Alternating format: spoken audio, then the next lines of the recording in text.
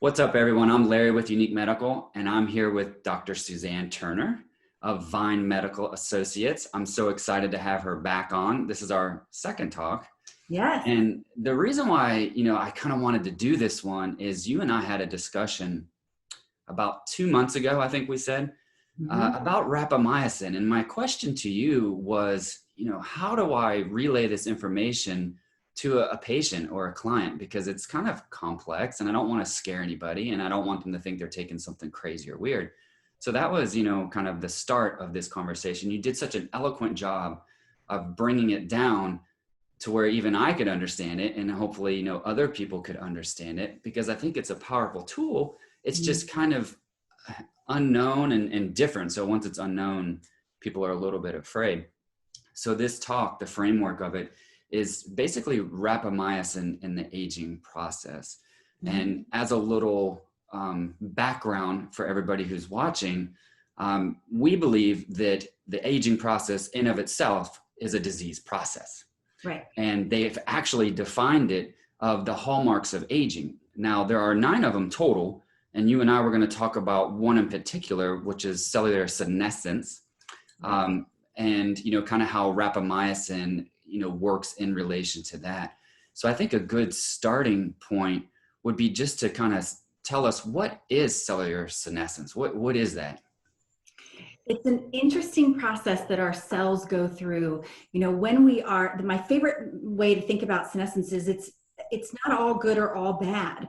When we're babies, we have senescence to help us go from a glove to fingers. The cells that are in between our fingers become senescent and they go away. And now you actually have fingers that can grab things. So in medicine, I always like to think about it sort of in the Goldilocks way of thinking about things, where there's nothing it can be too hot, it can be too cold, but it has to be just right. And so thinking about senescence, it can be good in certain circumstances. If you're talking about healing a wound, you want senescence at the edge of that wound healing, but you don't want senescence in your pancreas, for example, or you can end up with diabetes. Right. It's one of the things that is one of the causes of diabetes in our cells. So this is part of the aging process where cells become a little stressed and they finally say, I can't handle this way of doing and being anymore. And so they take a break, but rather than taking a break and one of the first steps our stressed cells will do is take a break and kind of sit on the sofa and, drink a glass of water and kind of do the things they can do to regenerate. But if that's not rejuvenating for them, sometimes they become this extra strange cell that we call senescent. It stops multiplying, where most of our cells multiply on a regular basis. These cells stop multiplying to rejuvenate and regenerate good new cells to help us heal from injuries or trauma or just the living of daily life. And they begin to secrete this toxic waste that goes on. If you think about in your office where you work, sometimes there are people who work in your office that you hire that are toxic to everyone around them. And not only do they not do their own job, they start to impede your ability to do your job and all the people around them. And now the whole office stops functioning optimally because of this one person who is spewing toxic information about your, the person, your boss or the other coworker. And so now that's what senescent cells do. They get a little bit frustrated with something that happens. They're struggling to survive optimally. Maybe something's going on at home, whatever. And then they really start to struggle. And now they start to spew these inflammatory chemicals. We've heard so much on the news about the cytokine storm. This is an expression of these chemicals that they're intended to draw your immune system to the area to help fight off infection. They're intended to draw all the healing and repairing things that we need to help heal and repair from infection or injury or trauma or toxins. And instead, when there's not really that big of a thing going on, now they cause this cell to become that spewing inflammatory chemicals, and they cause a lot of damage in the cells around them. So now we end up unfortunately, our good, healthy, regenerative cells that's our happy front desk joy person now is getting exposed to these because they like to hang around the negative cells and go, hey, everything's okay, and try to encourage them. Our stem cells, those stem cells like to hang around those senescent cells, and now, but the senescent cells are spreading to those cells. So now even your happiest repair, make everybody happy person is in a bad state. So if we apply that to the body, your cells, your tissues are no longer able to repair like they used to because you don't even have your good stem cells around to help with repair. So things like heart attacks, things like diabetes, where you're not able to produce insulin from your pancreatic beta cells, where you begin to develop dementia because your brain cells aren't functioning optimally because the repair mechanisms aren't working optimally. And that's because these senescent cells begin to take over your repair mechanisms. Okay, thank you. So yeah, the things that you say that it's spewing, I like this word. It's senescence associated phenotypes, right? Secretory phenotypes, yes. Which is a fancy, cool word. But to kind of keep it, maybe some people would understand these sensient cells more like zombie cells, right? You know, we've kind of heard this zombie cell, and the reason why we say that is it's kind of alive, but it can't divide, it can't rejuvenate, it can't be renewed, but it's kind of just dead, doing more damage to things than we would like it to do. So that's, like you said, you know, in senescence, we need it, we have to have it, but we don't want too much of it. Just like we don't want to turn it completely off, we just may want to dampen it down, right?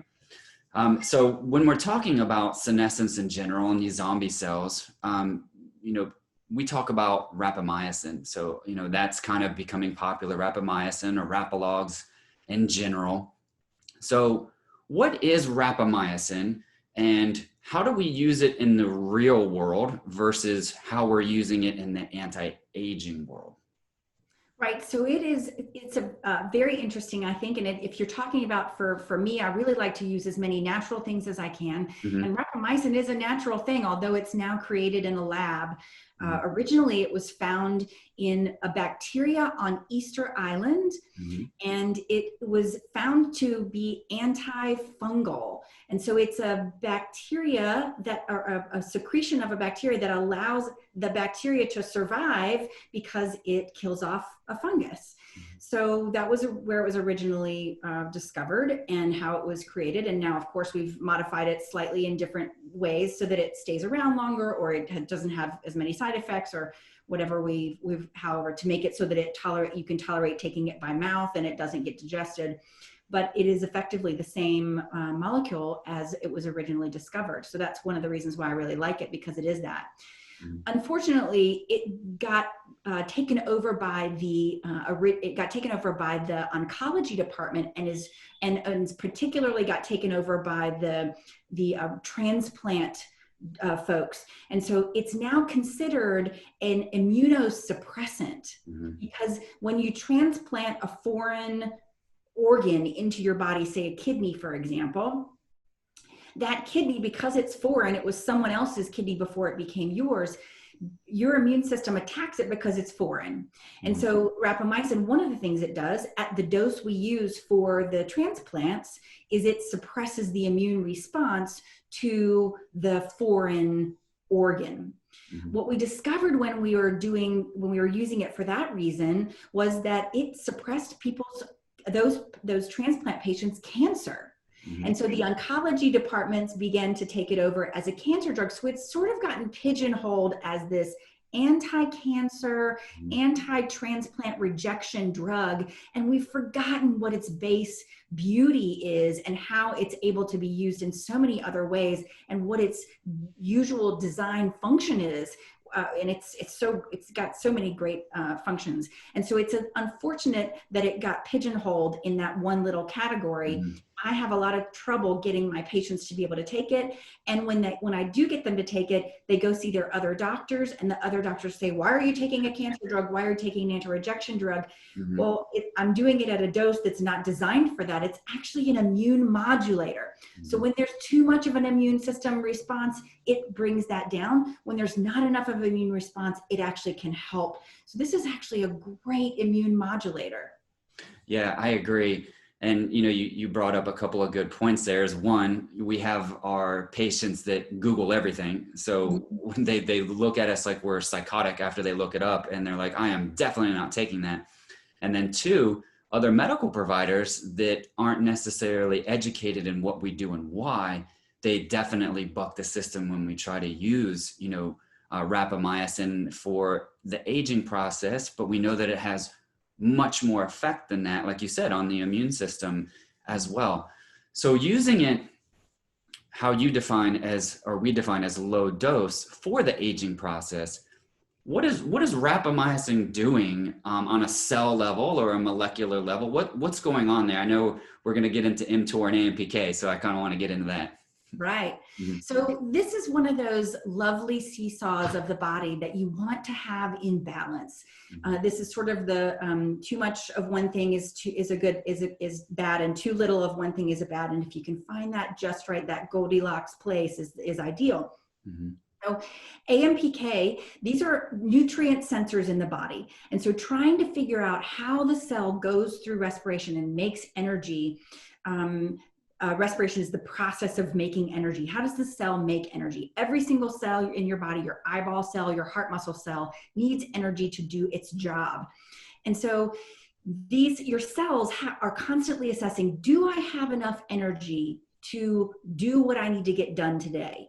If I make an analogy for what I do, I will look at the day and go, I'm getting tired. I got 6 patients or 15 patients or whatever my day is. Mm-hmm. And so I better get a cup of coffee because I don't have enough energy to get through that number of hours. And so your individual cells, if you go down to the cellular level, the individual cells make that same nutrient assessment to see, do I have enough energy to accomplish the job I need to do today, to beat as many times as your heart has to beat, to sense color and light and make sense of it the way that your eyeballs do and the way that your brain needs to interpret that information? Do I have enough to be able to handle that?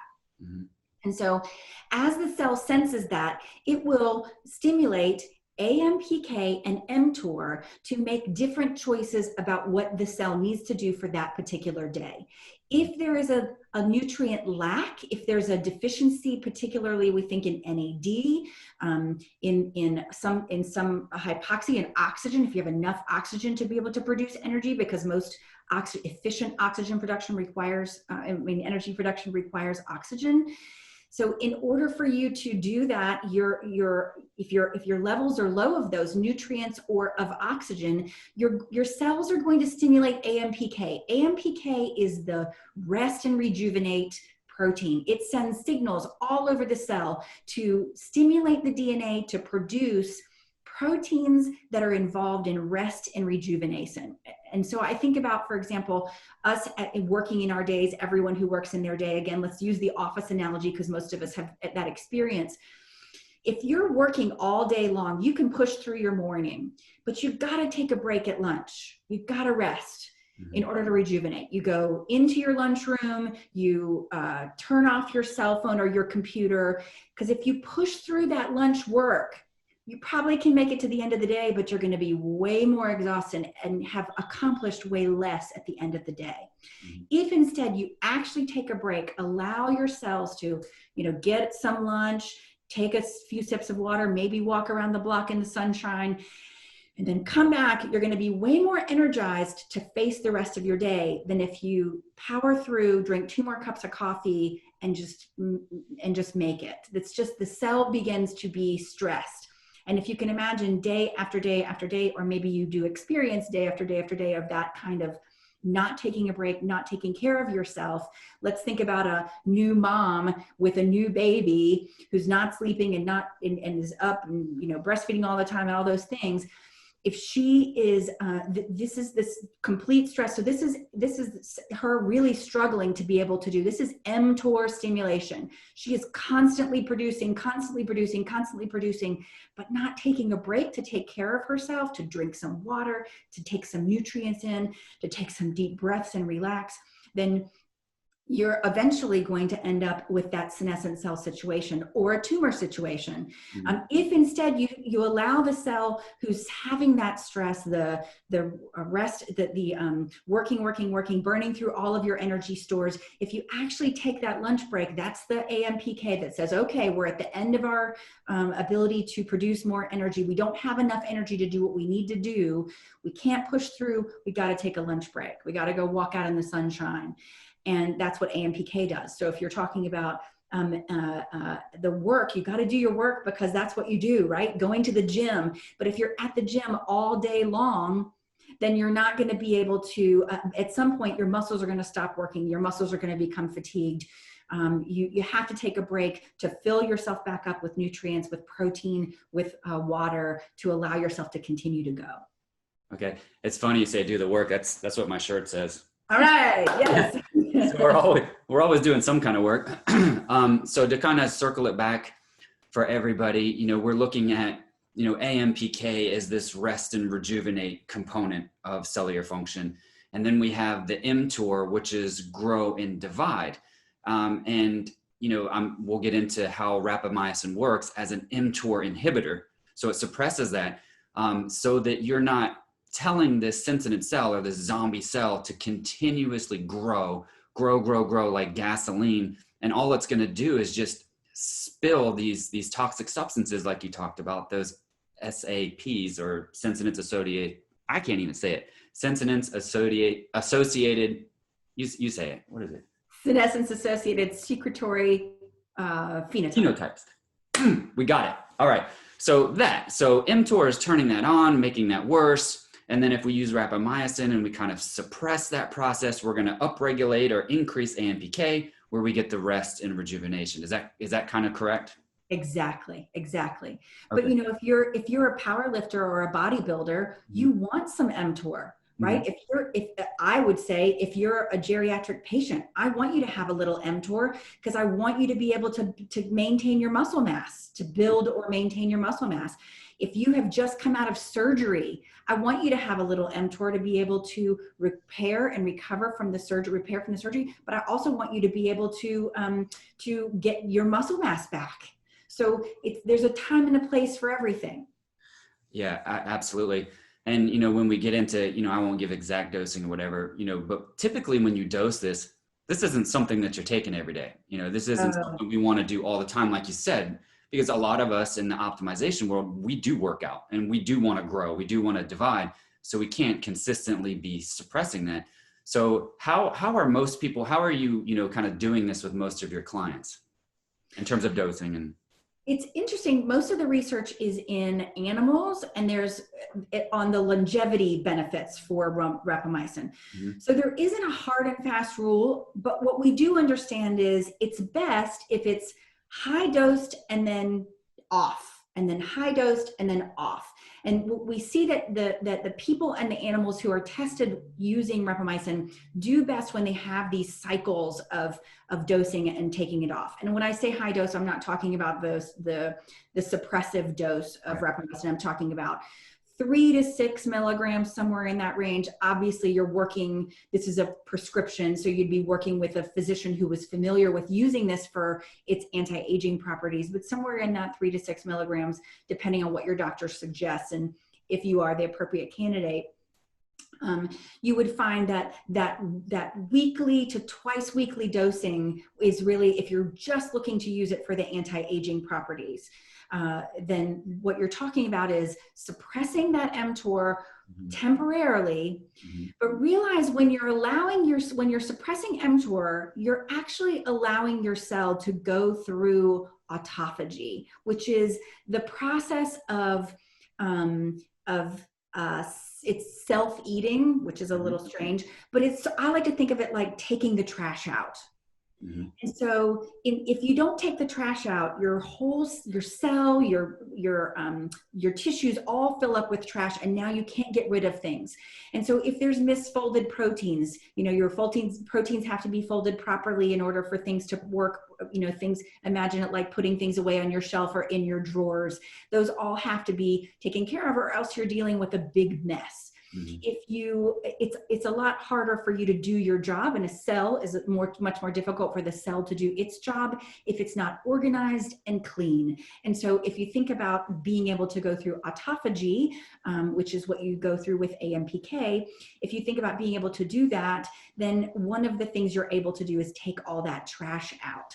Mhm. It's even more important to be able to do that if you're talking about neurodegenerative diseases like ALS and Huntington and Parkinson and et cetera, and of course dementia. Mhm. And so those patients have even more trash to take out. And so if you are not allowing that opportunity for your cells to clean themselves and organize themselves, and autophagy, then you're having trouble. So I would dose those patients more often, depending on the patient and how the severity of the disease. Awesome. Thank you for that. Thank you for bringing up the autophagy, because that is the biggie with rapamycin and mTOR, suppression, and renewing and cleaning up, the cell processes and the junk cells. And I don't have any experience with some of the more sick patients. I'm kind of just in the optimization space. So I'm glad you kind of identified that there's a distinction and a difference of how and when to use this stuff. And as a caveat, obviously I'm going to say on this, don't do these things just willy nilly on your own. Don't watch this podcast and be like, oh, I'm going to get this stuff online and just start taking it for fun. We definitely don't recommend that. We want to do things in a controlled, safe manner. So when we're using rapamycin and we're using this as a tool for the aging process and autophagy, is there a particular way you like to measure its efficacy or its effectiveness in terms of blood work or normal lab work, or do you like to use some kind of epigenetic testing? What are your thoughts? I've just started dipping my toe in the epigenetic testing field. It's very exciting. I think it's kind of in its newborn stage. They're learning and growing and learning so much every day. And the more people we get to participate in the epigenetic studies, I think the more information we'll have.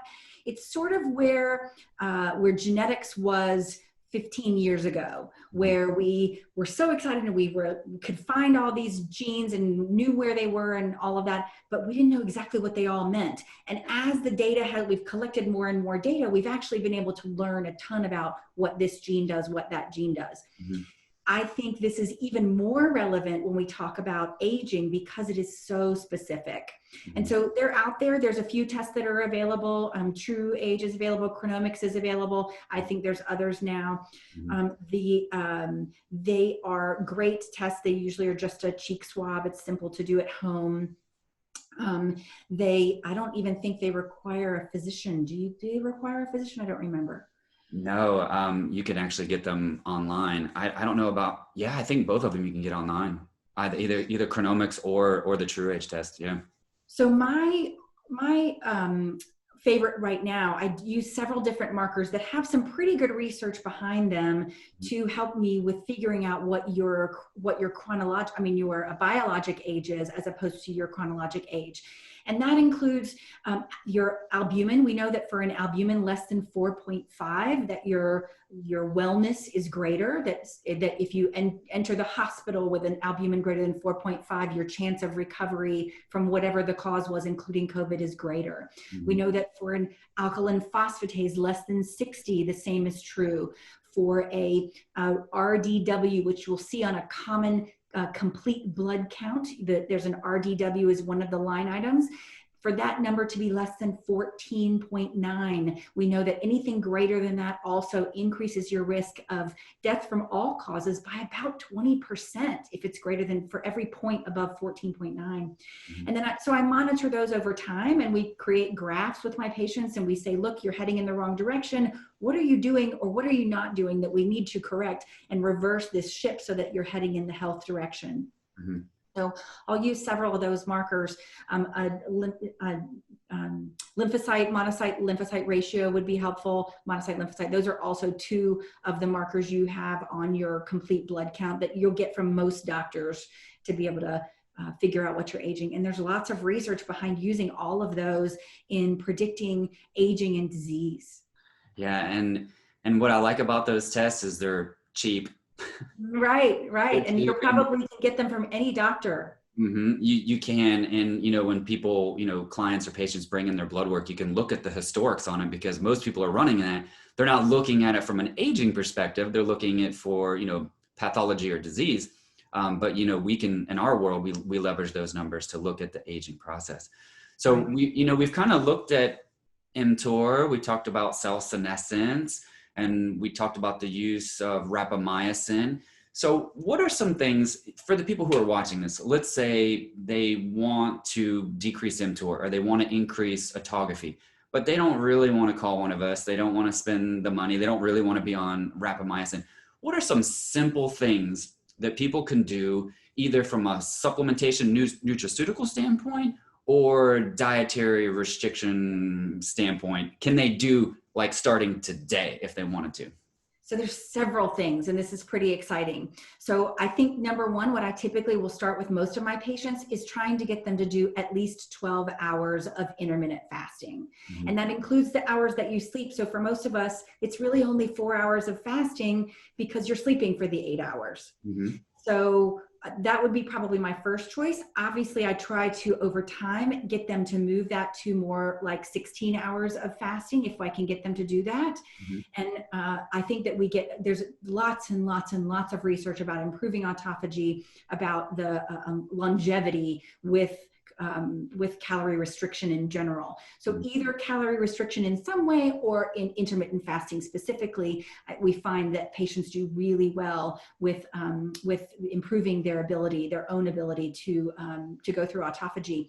There's several other things that work well. Probably my favorite is ketone esters. Mm-hmm.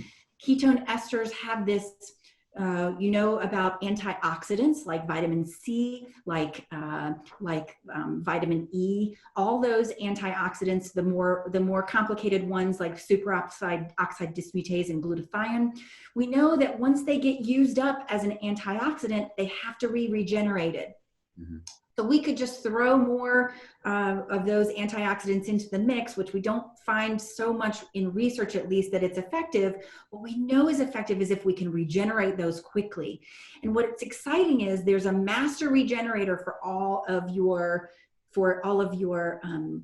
antioxidants, and we can stimulate the production of that master regenerator with ketone esters. Mm-hmm. So that's probably my favorite way to go to improve autophagy and improve longevity, is by starting with ketone esters. And there's a couple of companies that make them.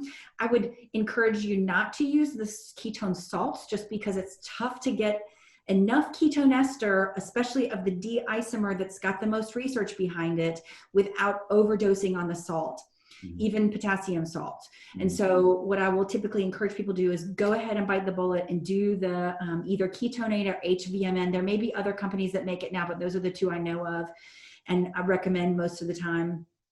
And using those, they do taste like jet fuel. Mm-hmm. So follow the instructions clearly on how to mitigate that poor taste. Most of the time they do well if they will chill it and then chase it with some sparkling water. I'm a ketone aid guy, and what's weird is, I don't know, I like the taste. I've gotten so used to it. I take them kind of often. I do it several times per day usually. So yeah, those are quick, easy tips that I've talked about and you've talked about, to just kind of get this autophagy thing and going. And it's just simple, caloric restriction. I love intermittent fasting. I like to build everybody up to the 16-8. And I also use the ketone aid, ketone esters. And you can use them as a leverage to help somebody get through kind of the hunger without completely disrupting the process. So I like it for that as well. We can't forget about sleep. Sleep is so important for that rest and recovery, autophagy, stimulating API. Sleep is so important. This is the time when your body, specifically your brain, takes out the trash. We know that the lymphatics of the brain open up when you're sleeping. And so if you're not sleeping, that needs to be your number one focus, is getting yourself sleeping better. There's lots of things out there. I recommend people use that Earth Pulse, the magnets at night, that produce the 9.8 hertz signal through the night, sort of acts like a Faraday cage around your bed, protecting you from whatever other stimulating currents are present, 5G that's out there, whatever your thoughts are about 5G. Yeah. Yeah, no, I've got one. Mhm. I've got one. Dr. C's kind of turned me on to that a while ago to help with some of my, poor sleeping.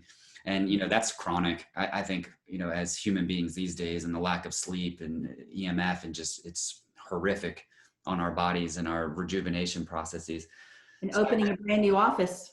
what's that? And opening a brand new office. Yeah, a little stressful sometimes. That'll affect your sleep. Yeah, absolutely. Yeah, there's like none.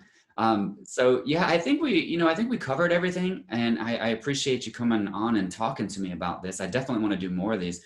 But where can people find you if they want to call you or book an appointment? Do you do telehealth or anything like that? I do, absolutely. And I'm working on getting licensed in other states. Right now, I'm just licensed in the state of Georgia, but I can do telehealth visits. Since COVID, we've actually had, that's been one advantage for patients who are out of state. Yeah. They can find me. I'm at Dr. S. Turner on Instagram. I'm www.vinemedical.com is our office website. Vine is in grapevine medical.com.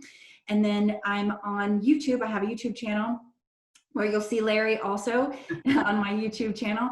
And that is Suzanne Turner, MD. Awesome. Thank you, Dr. Turner. And for everybody to know, Dr. Turner is somebody that I actually call when I need help or, explaining something to me. So she's definitely a valuable resource. So if you do want to see her, I highly recommend you check her out. All right. Thank you, Dr. Turner, for doing this. My pleasure.